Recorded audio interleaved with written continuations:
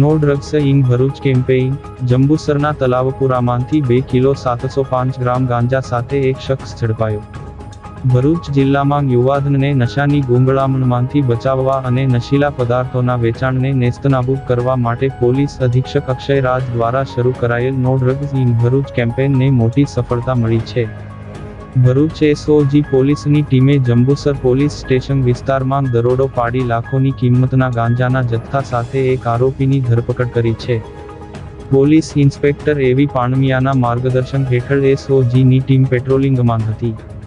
તે દરમિયાન કોન્સ્ટેબલ વિપુલભાઈ લક્ષ્મણભાઈને મળેલી ચોક્કસ બાતમીના આધારે જંબુસરના તલાવપુરા વિસ્તારમાં રહેતા સલીમ આદમ પટેલના ઘરે દરોડો પાડવામાં આવ્યો હતો।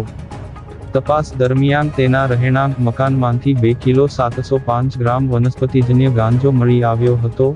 પોલીસે સ્થળ પરથી 1,35,250ની કિંમતનો ગાંજો, મોબાઈલ ફોન અને રોકડ રકમ મળી કુલ 1,36,650નો મુદ્દામાલ જપ્ત કર્યો છે।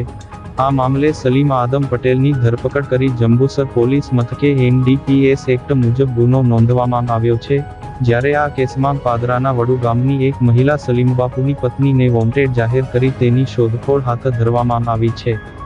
આ સફળ કામગીરીમાં એસઓજીના એએસઆઈ ગુલામખાન, જયેન્દ્રસિંહ, ગિરીશભાઈ તથા સ્ટાફના અન્ય પોલીસ જવાનો જોડાયા હતા।